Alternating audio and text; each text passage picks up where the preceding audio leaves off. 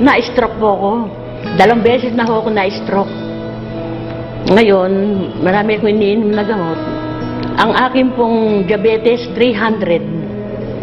Tapos, ang aking high blood, 170, 180, over 100 ang presyon ko. Ang diabetes ko, 300. Tapos may sakit din po ako sa liver. Meron din akong sa kidney, may sakit din ako. At saka may sakit din po ako sa puso. Hindi, take ko po yung mga nervous, yung mga dukpa na yun.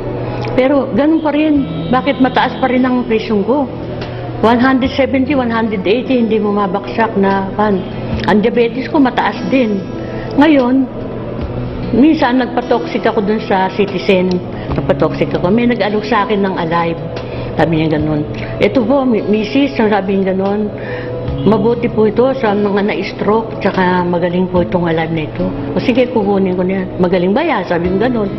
Makakalakad pa ako ng gusto, sabi niya ganun. Pipilay-pilay ako sa kaniyaya. Meron akong tungkod, yung tungkod sa stroke. Hindi ako nakakalakad. Tinatake kong once before breakfast, 30 minutes before breakfast. Nung linggo, nagpa-check up ko ng, ngayon, ang presyon ko ngayon, 130 over 80. Tapos, ang diabetes ko ho, dati 300 yun. Tapos, naging 200, naging 100. Ngayon, 120 na lang ang diabetes ko.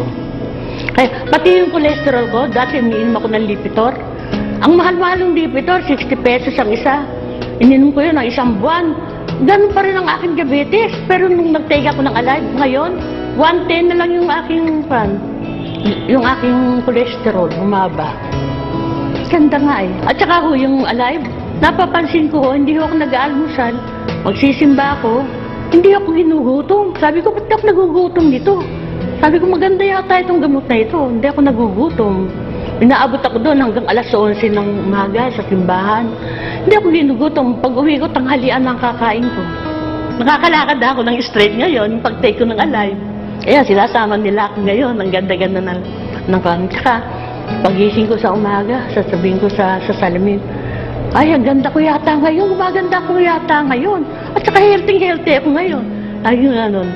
At saka marami nagsasabi sa akin, punta ako sa simbahan, ang ganda mo ngayon, Christy. Alive! Alive! Sabi ko, alive dito, alive.